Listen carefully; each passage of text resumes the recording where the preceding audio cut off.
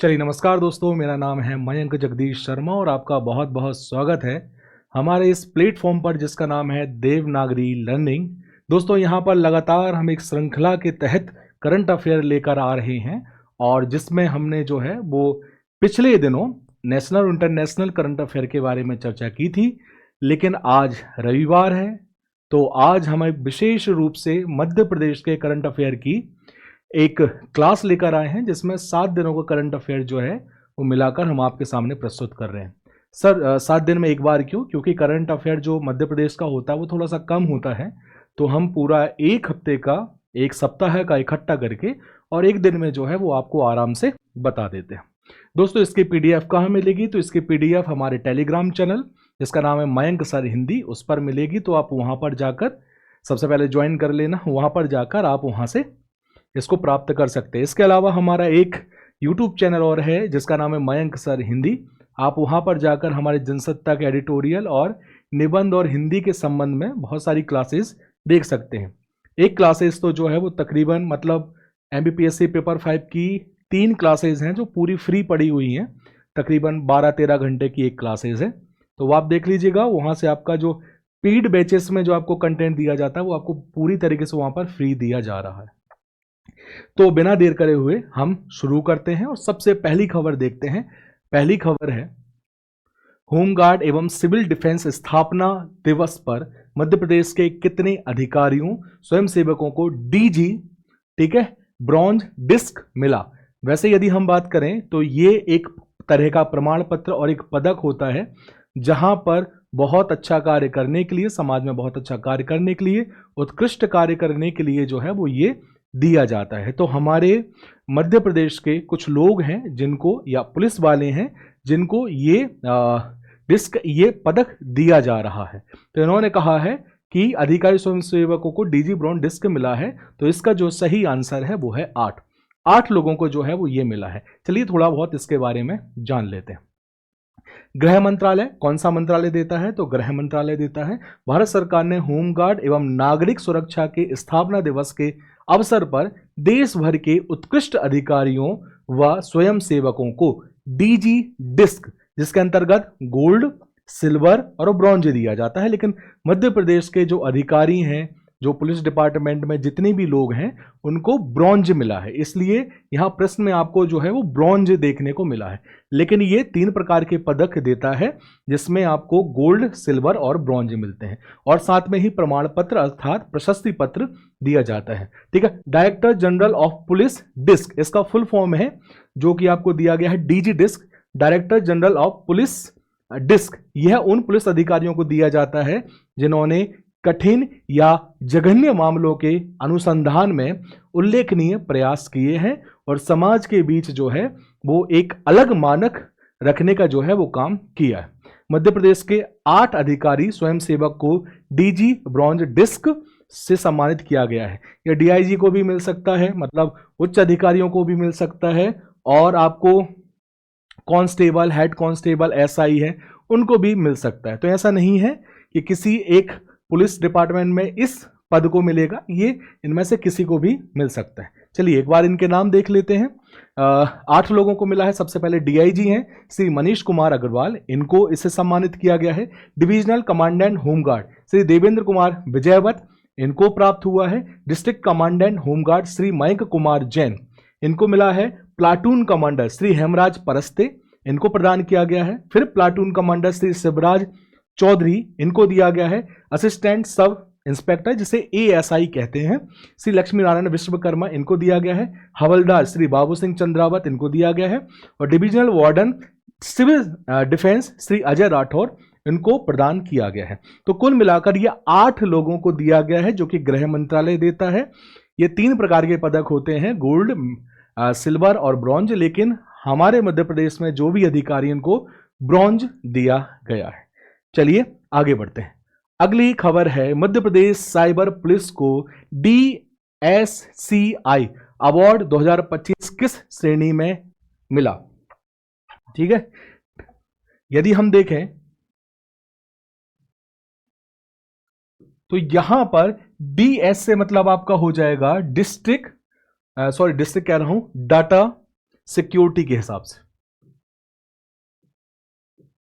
हाँ, तो यदि हम बात करते हैं तो डीएस, यहां पर हम डाटा सिक्योरिटी की बात कर रहे हैं। ठीक है, तो इसके संबंध में एक अवार्ड है 2025 का, वो किस श्रेणी में दिया गया है? मध्य प्रदेश को। तो यदि हम यहां पर देखेंगे तो excellence in capacity building of LEAS, इसके संबंध में हमें यह अवार्ड दिया गया है। चलिए थोड़ा बहुत इसके बारे में जान लेते हैं। मध्य प्रदेश राज्य साइबर पुलिस को DSCI data security council of India award 2025 प्रदान किया गया है। ठीक है, यदि हम स्थान देखें कहां मिला है, ये नई दिल्ली में दिया गया है और देश भर में जो है वो प्रथम स्थान के तौर पर हमें ये अवार्ड मिला है। Excellence in capacity building of law enforcement agencies, इसका जो है वो फुल फॉर्म आपको मिलेगा इस श्रेणी में हमको दिया गया, क्योंकि हमने लास्ट में देखा LEAS, तो यहां पर आपको लॉ इन्फोर्समेंट एजेंसीज के तौर पर हमें ये अवार्ड दिया गया है। तो सेकंड नंबर यहां पर ये हो गया हमारा कि मध्य प्रदेश साइबर पुलिस को DSCI अवार्ड 2025 किस श्रेणी में मिला है? Data security council of India, ये अवार्ड 2025 का हमारे मध्य प्रदेश को मिला है, जो कि excellence in capacity building of LEAS के उस पर मिला है, अर्थात लॉ इन्फोर्समेंट एजेंसीज। कहां पर दिया गया है? नई दिल्ली में दिया गया और देश भर में प्रथम स्थान है। इसके बाद है मध्य प्रदेश में वर्ष 2026 को किस रूप में मनाने का निर्णय लिया गया? युवा दिवस, खेल दिवस, कृषि वर्ष और नवाचार वर्ष। तो सीधी सी बात है, ये हमें कृषि वर्ष के रूप में जो है वो निर्णय लिया गया। मुख्यमंत्री डॉक्टर मोहन यादव ने वर्ष 2026 को मध्य प्रदेश में कृषि वर्ष के रूप में मनाने की घोषणा की है। एग्रीकल्चर ईयर 2026 कृषि वर्ष। ठीक है, वर्ष 2026 को समृद्ध विकास समृद्ध प्रदेश की थीम पर कृषि वर्ष के रूप में मनाया जाएगा। ये महत्वपूर्ण हो सकता है, किस थीम के अनुसार इसे मनाया गया? समृद्ध किसान समृद्ध प्रदेश, इसके थीम पर हमें जो है वो इसे वर्ष को 2026 को एग्रीकल्चर ईयर के रूप में मनाया गया, कृषि वर्ष के तौर पर मनाया गया। चलिए आगे बढ़ते हैं। राष्ट्रीय बाल रंग 2025 का आयोजन कहां किया गया? तो ये हमारे भोपाल में किया गया बाल रंग का आयोजन। चलिए थोड़ा बहुत जान लेते हैं। भोपाल के इंदिरा गांधी राष्ट्रीय मानव संग्रहालय परिसर, जो कि श्यामला हिल्स में है, में शुक्रवार को राष्ट्रीय बाल रंग की रंगारंग शुरुआत हुई। श्यामला हिल्स यदि हम बात करें तो 5 पहाड़ियां हमें भोपाल में देखने को मिलती है। कटारा हिल्स है, श्यामला हिल्स है, अरेरा हिल्स है। तो एक प्रकार की पहाड़ी जो काटकर जो क्षेत्र बनाया गया उसे श्यामला हिल्स कहा गया।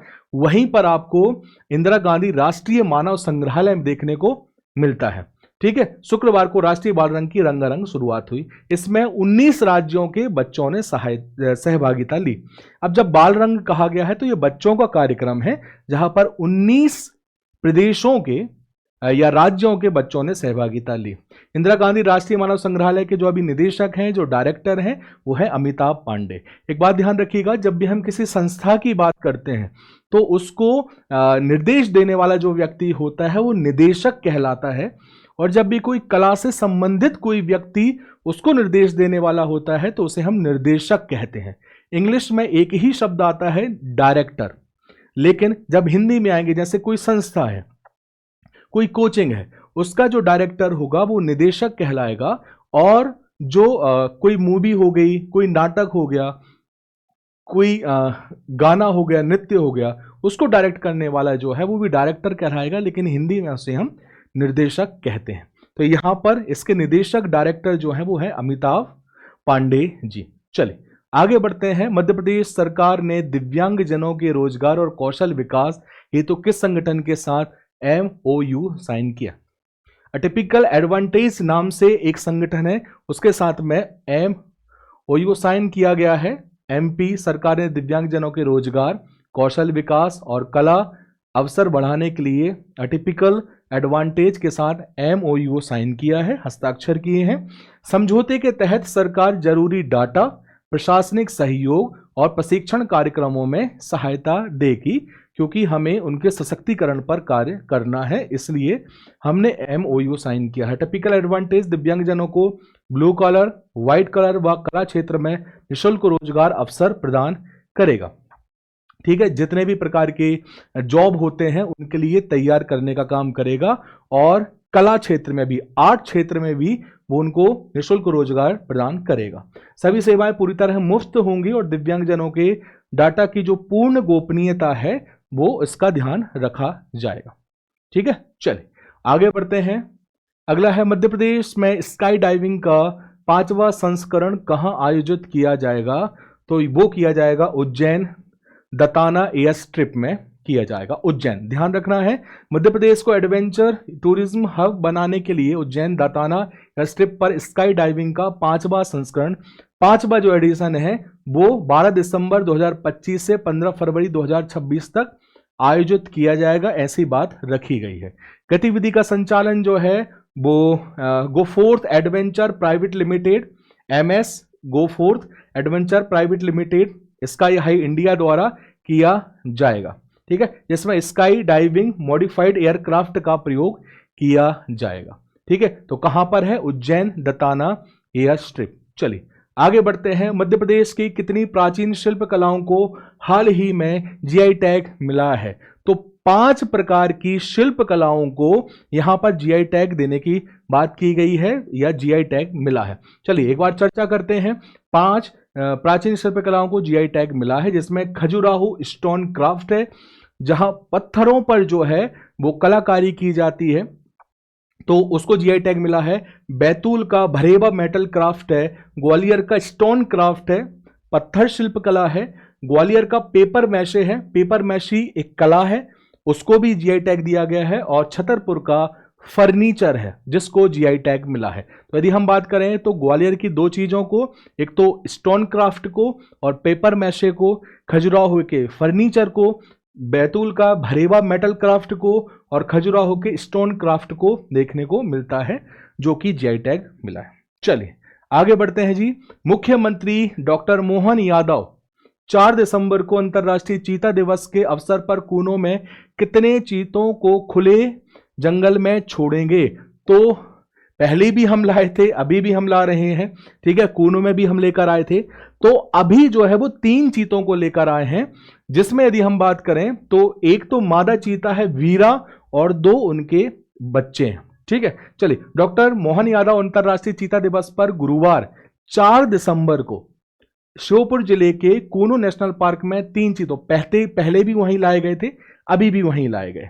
ठीक है, जिसमें मादा चीता वीरा और उसके 10 माह के 2 शावकों को बड़े बाड़े से खुले जंगल में छोड़ देंगे। प्रोजेक्ट चीता की बात एक बार हम कर लें तो प्रधानमंत्री नरेंद्र मोदी की पहल पर 17 सितंबर 2022 को कूनो में चीते छोड़े गए थे। नामीबिया से हम ये चीते लेकर आए थे, जिनकी संख्या 8 थी। वर्तमान में कूनो और गांधी सागर में 32 चीतों आपको देखने को मिलते हैं। ठीक है, अभी हम 3 लेकर आए, जिसमें एक मादा चीता है जिसका नाम है वीरा, बाकी के 2 जो है वो 10 माह के बच्चे हैं। ठीक है, शावक हैं, तो ये आपको देखने को मिलेगा। तो कितने लेकर आए हम? 3 लेकर आए। वापस से कहां पर? तो कूनो में ही हम नेशनल पार्क में लाए। चलिए आगे बढ़ते हैं।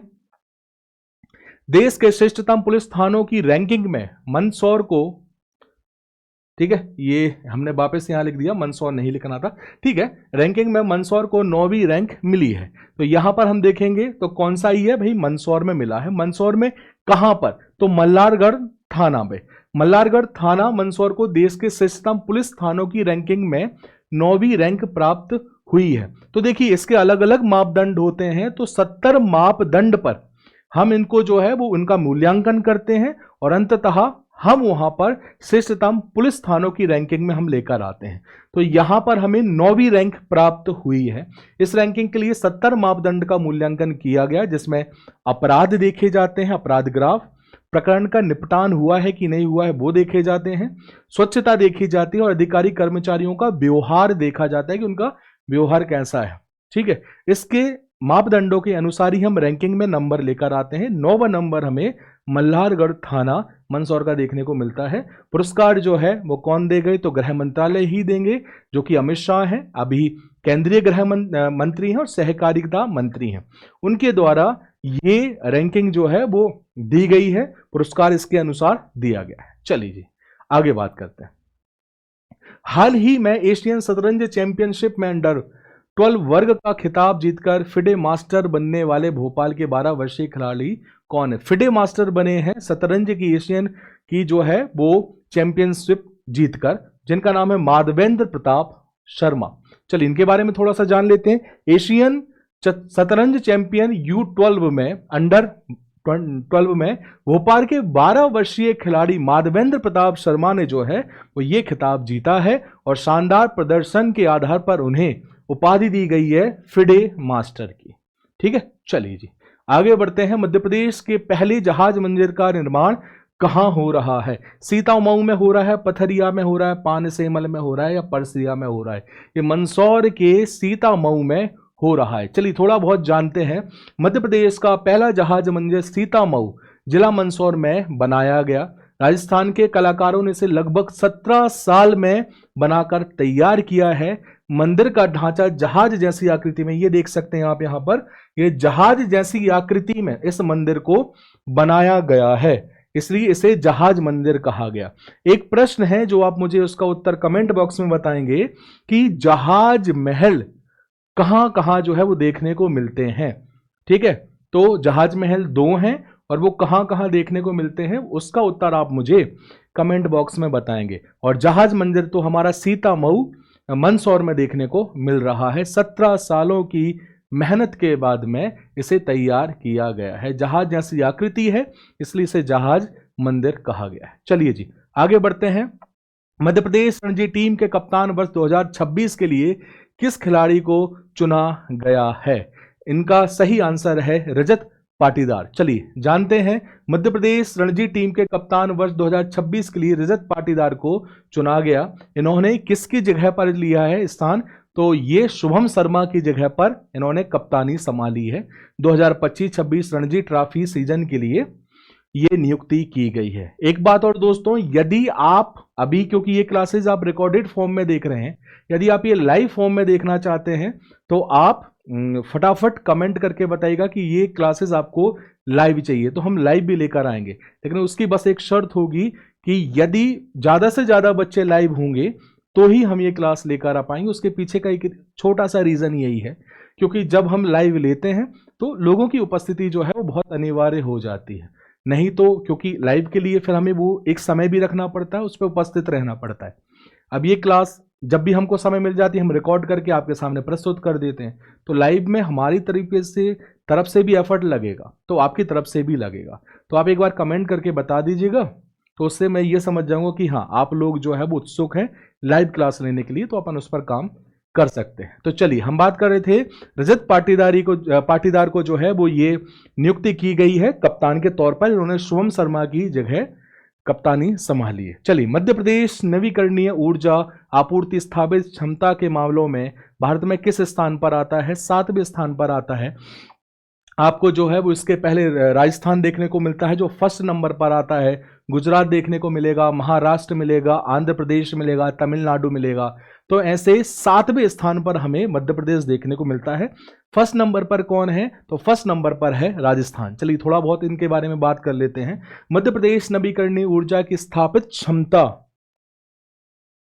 में भारत में 7वें स्थान पर आता है। भारत में नवीकरणीय ऊर्जा क्षमता के शीर्ष राज्य की बात करूं तो भाई राजस्थान है, अभी बताया था फर्स्ट नंबर पर, फिर गुजरात है, तमिलनाडु है, कर्नाटक है, महाराष्ट्र है। 6वीं पर बात करेंगे आंध्र प्रदेश है और 7वें नंबर पर हमारा प्यारा मध्य प्रदेश आता है, जो कि नवीकरणीय ऊर्जा की स्थापित क्षमता के अनुसार रैंकिंग पर 7वें नंबर पर आपको देखने को मिलेगा।